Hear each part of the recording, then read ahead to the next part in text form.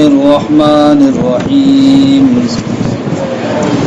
فصل فی التصدیقات، یہ فصل تصدیقات کے بیان میں ہے۔ ما قبل میں آپ نے معرف کے مسائل اور اس کے احکام کو ملاحظہ کیا۔ معرف کس کو کہتے ہیں؟ جو مجہول تصوری تک پہنچانے والا ہو اس کو کیا کہا جاتا ہے؟ معرف۔ جو مجہول تصوری تک پہنچانے والا ہو اس کو کہا جاتا ہے معرف، اور جو مجہول تصدیقی تک پہنچانے والا ہو اس کو کیا کہا جاتا ہے؟ اس کو کہا جاتا ہے حجت۔ کیا کہا جاتا ہے؟ حجت۔ تو یہاں سے مصنف علیہ الرحمہ اسی حجت کا بیان شروع فرمانا چاہتے ہیں کہ جو مجہول تصدیقی تک پہنچانے والی ہوتی ہے اس کو کیا کہا جاتا ہے؟ حجت کہا جاتا ہے۔ لیکن مصنف علیہ الرحمہ نے اس فصل کا آغاز حجت سے نہ فرما کر کائے سے فرمایا ہے؟ قضیے سے فرمایا ہے۔ کائے سے فرمایا ہے؟ کہانی کا القضیۃ قول یحتمل الصدق والکذب۔ حالانکہ حجت سے مصنف علیہ الرحمہ کو اس فصل کا آغاز فرمانا چاہیے تھا۔ اس کا جواب شارح یہ دیتے ہیں کہ آغاز تو اس فصل کا حجت ہی سے ہونا تھا، لیکن حجت کا جو جز ہوتا ہے، جز، اس کو کیا کہا جاتا ہے؟ قضیہ کہا جاتا ہے۔ مثلا ہم عالم کے حادث ہونے تک کس کے ذریعے سے پہنچیں گے؟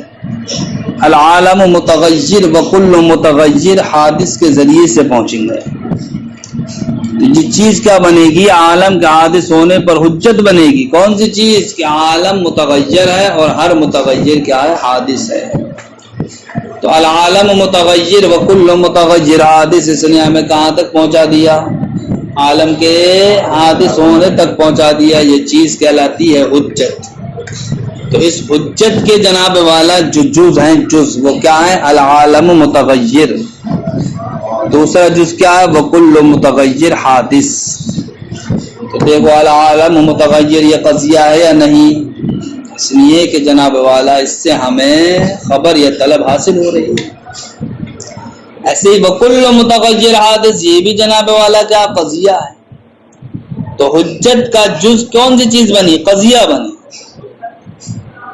تو جز کا سمجھنا یہ پہلے ہوتا ہے کل کو سمجھنے سے، اس لیے کہ جز کو جس انسان نے سمجھ لیا تو وہ کل کو سمجھ لیتا ہے۔ جز کو سمجھنے کا مطلب کیا ہے؟ کل کو سمجھنا ہے۔ تو یہاں پر قضیہ جناب والا حجت کا کیا ہے؟ جز ہے، اور جز کو پہلے سمجھا جاتا ہے کل سے۔ اس لیے مصنف علیہ الرحمہ نے آغاز اس فصل کا حجت سے نہ فرما کر حجت کی جز یعنی کہ قضیے سے فرمایا۔ سمجھ گئے بھائی قضیے سے کیوں فرمایا؟ اس لیے کہ قضیہ کیا ہے؟ حجت کا جز ہے، اور جز کو پہلے سمجھا جاتا ہے کل سے۔ اس لیے مصنف علیہ الرحمہ نے اس فصل کا آغاز کیسے کیا؟ قضیے سے کیا۔ لما فرغ المصنف من بحث الموصل الى التصور المجهول، شارح فرماتے ہیں کہ جب مصنف علیہ الرحمہ موصل الى التصور المجهول کے مباحث سے فارغ ہوئے، شرع فی بحث الموصل الى التصدیق، تو اب مصنف نے موصل الى التصدیق المجهول کی بحث کو شروع فرمایا۔ اور موصل الى التصور الى التصدیق المجهول کس کو کہا جاتا ہے؟ وہ الحجت، وہ کیا ہے؟ حجت ہے۔ اب سوال پیدا ہوگا کہ حجت سے ہی فصل کا آغاز ہونا چاہیے تھا، لیکن فصل کا آغاز کیسے ہوا ہے؟ قضیے سے ہوا ہے۔ کیوں؟ وجزءها القضیہ، اسی کا جواب دیتے ہیں کہ حجت کا جز کیا ہے؟ قضیہ ہے۔ فقدم بیانہ، اس لیے قضیے کے بیان کو حجت کے بیان پر مقدم کیا گیا۔ والقضیۃ تطلق علی المعقولۃ والملفوظہ، فرماتے ہیں قضیہ جناب والا ایسی شے ہے جو معقولہ پر بھی بولا جاتا ہے اور ملفوظہ پر بھی بولا جاتا ہے۔ ہم لکھ دیں العالم متغیر، تو یہ قضیہ ملفوظہ ہوا یا نہیں؟ اس پر بھی قضیہ بولا جائے گا۔ نہ لکھیں ہم بلکہ ہم کہتے ہیں العالم متغیر، تو یہ قضیہ معقولہ ہوا جناب والا۔ ٹھیک، اس پر بھی کیا بولا جائے گا؟ قضیے کا اطلاق کیا جائے گا۔ اگر ہم آپ سے پوچھیں گے کہ العالم متغیر یہ کیا ہے تو آپ کیا کہو گے؟ قضیہ کہو گے نہیں کہو گے؟ اسی کو ہم لکھ دیں تب بھی آپ اس کو کیا کہو گے؟ قضیہ کہو گے۔ تو قضیہ ملفوظہ پر بھی بولا جاتا ہے اور قضیہ معقولہ پر بھی بولا جاتا ہے۔ اب صاحب قضیے کی تعریف پہلے ذہن نشین کریں۔ آپ قضیہ کس کو کہتے ہیں؟ تو فرماتے ہیں مصنف علیہ الرحمہ القضیہ تو قول یحتمل الصدق والکذب، قضیہ وہ ایسا قول ہے جو صدق و کذب دونوں کا احتمال رکھے، جو صدق و کذب دونوں کا احتمال رکھے اس کو کیا کہا جاتا ہے؟ قضیہ کہا جاتا ہے۔ تو قضیے کی تعریف کیسے کی گئی صاحب؟ قول یحتمل الصدق والکذب، اس عبارت کے ذریعے سے کی گئی۔ تو قول کس کو کہتے ہیں؟ اولاً شارح اس کے وضاحت کریں گے، ٹھیک، پھر یحتمل الصدق والکذب سے مراد کیا ہے اس کو اجاگر فرمائیں۔ سب سے پہلے قول کے تعلق سے آپ گفتگو کو ملاحظہ کریں کہ قول کہا جاتا ہے جناب والا قضیہ ملفوظہ میں لفظ مرکب کو، کس کو؟ قضیہ ملفوظہ میں لفظ مرکب کو کیا کہا جاتا ہے؟ قول کہا جاتا ہے۔ اور قضیہ معقولہ میں مفہوم عقلی کو کیا کہا جاتا ہے؟ قول کہا جاتا ہے۔ تو مفہوم عقلی یہ قضیہ عقلیہ میں کیا ہوتا ہے؟ قضیہ معقولہ میں مرکب ہوتا ہے، اس کو کیا کہا جاتا ہے؟ قول کہا جاتا ہے۔ کیونکہ ابھی آپ نے جانا کہ قول کا اطلاق جس طریقے سے قضیہ ملفوظہ پر ہوتا ہے اسی طریقے سے قضیہ معقولہ پر بھی ہوتا ہے۔ تو اب ہم قضیے کی تعریف جو قول سے کی گئی ہے، اس قول کا معنی کیا ہوگا؟ فرماتے ہیں اس قول کا معنی دونوں کو شامل ہوگا، قضیہ ملفوظہ کو بھی اور قضیہ معقولہ کے بھی۔ تو اب قول جناب والا کہا جائے گا قضیہ ملفوظہ میں لفظ مرکب کو، اور قضیہ معقولہ میں کس کو کہا جائے گا؟ مفہوم عقلی کو۔ کس کو؟ قول وهو اللفظ المرکب فی القضیۃ الملفوظہ، قول وہ لفظ مرکب ہے قضیہ ملفوظہ میں، والمفہوم العقلی، اور مفہوم عقلی ہے المرکب جو مرکب ہوتا ہے فی القضیۃ المعقولہ قائم قضیہ معقولہ میں۔ هذا جنس يشمل القضیۃ وغیرها من المرکبات التقییدیہ والانشائیہ، فرماتے ہیں شارح کے لفظ قول یہاں پر جنس کے درجے میں ہے۔ کائے کے درجے میں ہے؟ جنس کے درجے میں ہے۔ یہ جناب والا قضیہ کو بھی شامل ہے اور قضیہ کے علاوہ کو بھی شامل ہے۔ اور قضیہ کے علاوہ کون سی چیز ہوئی؟ قضیہ کے علاوہ جناب والا مرکبات تقییدیاں ہیں اور انشائیاں ہیں، ان تمام چیزوں کو لفظ قول کیا ہو گیا؟ شامل ہو گیا۔ حالانکہ مرکب تقییدی اور انشاء جناب والا یہ قضیہ نہیں کہلاتے ہیں، اس لیے کہ مرکب تقییدی یہ تو وہ مرکب ہوتا ہے جس سے فائدہ تامہ حاصل نہیں ہوتا، تو جس سے فائدہ تامہ حاصل نہ ہو اس کو قضیہ کہیں گے؟ ہم نہیں کہیں گے۔ اور جناب والا انشاء کس کو کہتے ہیں؟ جس کے کہنے والے کو سچی یا جھوٹ سے متصف نہ کیا جا سکے، اس کے کہنے والے کو سچ یا جھوٹ سے متصف نہ کیا جا سکے۔ اور قضیہ کس کو کہتے ہیں؟ جس کے کہنے والے کو سچ یا جھوٹ سے متصف کیا جا سکے۔ اب قضیہ تو جناب والا ایسی چیز ہے جو نہ مرکب تقییدی کو شامل ہوتا ہے اور نہ جناب والا انشاء کو شامل ہوتا ہے۔ پھر آپ نے قضیے کی تعریف کی کیسے؟ لفظ قول کے ذریعے سے۔ اس قول کے ذریعے اب قضیے کی تعریف میں مرکب تقییدی بھی داخل ہو گئے اور جناب والا جملہ انشائیہ بھی کیا ہوگا؟ داخل ہو گیا۔ کیا ہوگا؟ جملہ انشائیہ بھی۔ حالانکہ نہ جملہ انشائیہ قضیہ ہوتا ہے اور نہ مرکب تقییدی قضیہ ہوتا ہے۔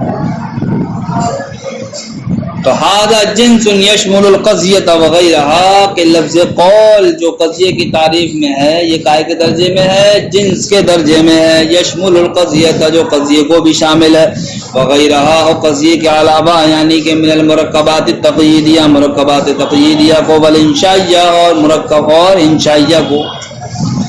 وقوله يحتمل الصدق والكذب فصل يخرج ما عدا القضیہ۔ اب آگے جو ذکر کیا قضیہ وہ ایسا قول ہے جو قضیے کی تعریف کیا کری بھائی؟ تو قول تو آپ نے کہہ دیا جو جنس کے درجے میں ہے، اور یحتمل الصدق والکذب یہ کائے کے درجے میں؟ فصل کے درجے میں ہے۔ فصل اور جنس کی تمیز کیسے کرو گے تم؟ جنس کے ذریعے جناب والا بہت ساری شے داخل ہو جاتی ہیں، سمجھ گئے؟ اس لیے ہم کہتے ہیں اس کو جنس، اور وہ قید جس کے ذریعے سے چیزوں کی چھٹائی ہونے لگے اس قید کو کہا جاتا ہے فصل۔ تو یحتمل الصدق والکذب، اس قید نے جناب والا چھٹائی کر دی کہ جو صدق و کذب کا احتمال رکھے تو مرکب تقییدی بھی خارج ہو گیا، اس لیے کہ اس کے اندر بھی صدق و کذب کا احتمال نہیں ہوتا، اور انشائیہ بھی خارج ہو گیا اس لیے کہ اس کے اندر بھی صدق و کذب کا احتمال نہیں ہوتا۔ لہذا یحتمل الصدق والکذب، یہ ایسی قید ہوئی کہ جس نے کیا کیا؟ قضیے کو غیر قضیے سے ممتاز کر دیا۔ جو چیز ممتاز کرتی ہے اس کو کیا کہا جاتا ہے؟ فصل کہا جاتا ہے۔ لہذا یحتمل الصدق والکذب، یہ کیا بنے گی؟ فصل بنے گی۔ فرماتے ہیں شارح وقولہ، مصنف کا قول یحتمل الصدق والکذب فصل یخرج ما عدا القضیہ، یہ کیا فصل ہے؟ اس نے قضیے کے علاوہ جتنی بھی چیزیں تھیں تمام کو کیا کر دیا؟ خارج کر دیا۔ اچھا صاحب، قضیے کی تعریف کیا ہوئی؟ قضیہ وہ ایسا قول ہے جو صدق و کذب کا احتمال رکھے۔ اچھا صاحب، وہ خبر ہے جس کے اندر شک ہوتا ہے، شک کی وجہ سے وہ بھی تو جناب والا صدق و کذب کا احتمال، یعنی کہ خبر ہونے کی وجہ سے وہ بھی کا احتمال رکھتے ہیں، صدق و کذب کا احتمال رکھتی ہیں، اگرچہ جناب والا وہ کیا ہے؟ خبر شاکہ ہیں، شک میں ڈالنے والی خبریں ہیں، اگرچہ وہ کیا ہیں؟ یقین سے، اذعان سے خالی ہیں، لیکن جناب والا خبر ہونے کی بنیاد پر ان کے اندر بھی کیا ہوتا ہے؟ صدق و کذب کا احتمال ہوتا ہے۔ لہذا اب خبر شاکہ کو بھی کیا ہونا چاہیے؟ قضیہ ہونا چاہیے، حالانکہ خبر شاکہ قضیہ نہیں ہوتا۔ اعتراض سمجھ گئے بھائی؟ کیا ہے اعتراض؟ کیا آپ نے کہا قضیہ ایسا قول ہے جو صدق و کذب کا احتمال رکھے، اب جہاں جہاں صدق و کذب کا احتمال ہوگا وہ چیز قضیہ کہلائے گی نہیں کہلائے گی؟ تو اب معترض کہتا ہے کہ خبر شاکہ میں بھی جناب والا صدق و کذب کا احتمال ہوتا ہے، لہذا صدق و کذب کا احتمال پائے جانے کی وجہ سے خبر شاکہ کو بھی قضیہ کہنا چاہیے، حالانکہ خبر شاکہ قضیہ نہیں ہوتے ہیں۔ اعتراض سمجھ گیا بھائی؟ اس کا جواب کیا ہے؟ اس کا جواب یہ ہے کہ صدق و کذب کے احتمال سے مراد یہاں پر کیا ہے؟ حکم ہے، اذعان ہے، یقین ہے۔ کیا ہے؟ حکم ہے، اذعان ہے، یقین ہے۔ اور جہاں پر جس خبر میں جناب والا شک ہوتا ہے تو شک کی وجہ سے وہاں پر حکم نہیں ہوتا، شک کی وجہ سے وہاں پر اذعان و یقین نہیں ہوتا۔ تو جب خبر شاکہ میں اذعان و یقین نہیں تو اب بتاؤ قضیے کی تعریف اس پر صادق آئے گی؟ نہیں آئے گی، اس لیے کہ قضیے میں جو یہ ذکر کیا گیا جس سے صدق و کذب کا احتمال رکھے اس سے مراد کیا ہے؟ حکم ہے، اس سے مراد اذعان و یقین ہے، اور خبر شاکہ کے اندر نہ تو حکم ہے نہ اذعان و یقین ہے، اس لیے خبر شاکہ یہ قضیہ میں داخل ہی نہیں ہوئی۔ جب داخل ہی نہیں ہوئی تو آپ کا اعتراض کرنا کیا ہے؟ بیکار ہے۔ فَقِيلَ، میں نے ابھی بتایا جن خبروں کے اندر شک ہو، شک کیا ہو؟ شک ہو کہ جناب والا ایسا ہے یا نہیں ہے، ہے یا نہیں ہے، ہے یا نہیں ہے، تو دیکھو بھائی صدق و کذب ہے یا نہیں ہے کی صورت میں صدق ہے، نہیں کی صورت میں کذب ہے۔ خبر شاکہ کے اندر بھی جناب والا صدق و کذب کا احتمال ہوا، جہاں پر بھی صدق و کذب کا احتمال پایا جائے گا اس کو کیا کہیں گے؟ قضیہ کہیں گے۔ لہذا خبر شاکہ کو قضیہ ہونا چاہیے، حالانکہ خبر شاکہ اس کے اندر یقین نہیں ہوتا ہے تو وہ قضیہ کس کام کا؟ اس کا جواب کیا دیا کہ خبر شاکہ قضیہ میں داخل ہی نہیں ہے۔ کیوں نہیں ہے؟ اس لیے نہیں ہے کہ یہاں پر احتمال صدق و کذب سے مراد ہے حکم کا پایا جانا، اذعان کا پایا جانا، یقین کا پایا جانا، اور خبر شاکہ میں شک کی وجہ سے نہ حکم ہوتا، نہ اذعان ہوتا، نہ یقین ہوتا۔ سمجھے؟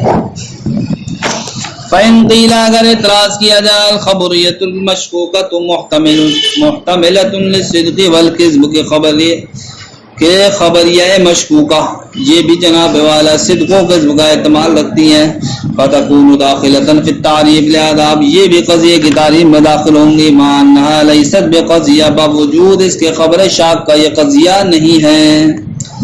قلت، میں کہتا ہوں المحتمل للصدق والکذب، صدق و کذب کے احتمال سے مراد وہ الحکم کیا ہے؟ حکم ہے، حکم۔ والمشکوکۃ عاریۃ عنہ، اور خبر مشکوکہ یہ حکم سے کیا ہوتی ہیں؟ خالی ہوتی ہیں۔ فتکون خارجۃ عنہ، لہذا ایسی صورت میں خبر شاکہ کیا ہوں گی؟ قضیے سے خارج ہوں گی۔ جب قضیے سے خارج ہوں گی تو اب داخلی والا اعتراض لازم آئے گا؟ نہیں آئے گا۔ وَإِنَّمَا يُطْلَقُ عَلَيْهَا الْخَبَرُ مَجَازًا بِاعْتِبَارِ أَنَّ صورت الخبر۔ اب سوال یہ ہے کہ چلیے ہم نے مان لیا کہ خبر شاک کا جناب والا قضیہ نہیں ہے، اس لیے کہ ان کے اندر حکم و اذعان نہیں ہوتا ہے، تو پھر جناب والا اس کو خبر نام کیوں دیا جاتا ہے جب اس کے اندر حکم و اذعان نہیں ہے؟ جب خبر شاک کا میں جناب والا حکم و اذعان نہیں ہے تو اس کا نام خبر نہیں ہونا چاہیے، اس لیے کہ خبر تو وہ ہوتی ہے جس کے اندر حکم و اذعان ہوتا ہے، تو پھر شاکہ کو خبریہ کیوں کہا جاتا ہے؟ تو فرماتے اس لیے کہا جاتا ہے کہ خبر شاکہ کی بناوٹ یہ کیا قضیے کی بناوٹ ہی کی طرح ہے، قضیے کی بناوٹ ہی کی طرح ہے، اس مشابہت کی وجہ سے خبر شاکہ کو بھی کیا کہہ دیتے ہیں؟ قضیہ کہہ دیتے ہیں۔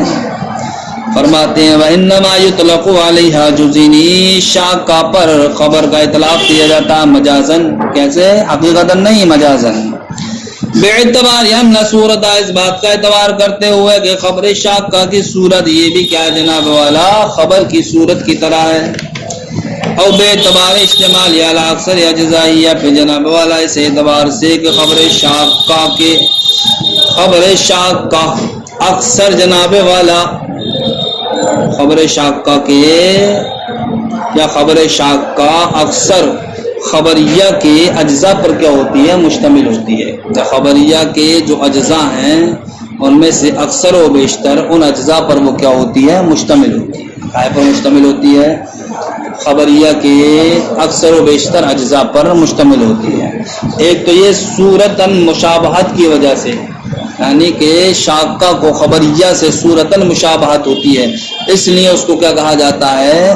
خبریہ شاکہ کہا جاتا ہے، یا پھر اس لیے کہ جناب والا خبریہ شاکہ کے جو اجزاء ہیں ان میں سے اکثر اجزاء یہ وہی ہوتے ہیں جو خبریہ کے ہوتے ہیں۔ او بے اعتبار اجتماع یا جناب والا شاکہ کے مشتمل ہونے کے اعتبار سے اعلیٰ اکثر اجزاء ہی خبریہ کے اکثر اجزاء پر، خبریہ کے اکثر اجزاء پر مشتمل ہونے کی وجہ سے۔ اچھا صاحب کیا کہا انہوں نے کہ قضیہ کس کو کہتے ہیں؟ وہ ایسا قول ہے جو صدق و کذب کا احتمال رکھے۔ اب تمہیں یہ معلوم ہے کہ صدق کس کو کہا جاتا ہے، کذب کس کو کہا جاتا ہے؟ کس کو کہتے ہیں صدق اور کذب؟ صدق کو کہتے ہیں جناب والا نسبت حکمیہ کا نسبت خارجیہ کے مطابق ہونا، نسبت حکمیہ کا کوئی بھی کلام ہے جناب والا اس کے اندر ایک نسبت ہوتی ہے، جس نسبت کو کیا کہا جاتا ہے؟ نسبت حکمیہ کہا جاتا ہے۔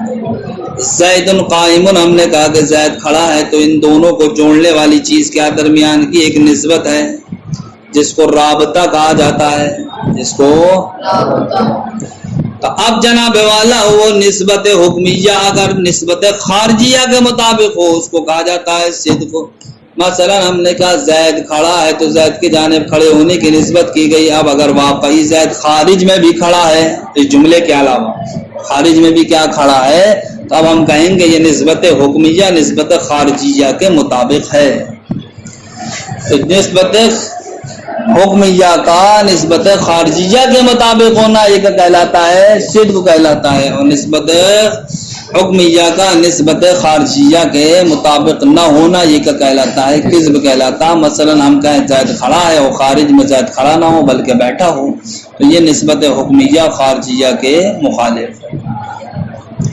الصدق هو مطابقت نسبت الحکمیت للواقع، صدق کو کہتے ہیں نسبت حکمیہ کا واقع کے مطابق ہونا، والکذب عدمها، اور کذب کس کو کہتے ہیں؟ نسبت حکمیہ کے واقع کے مطابق نہ ہونے کو کہا جاتا ہے۔ السلام علیکم۔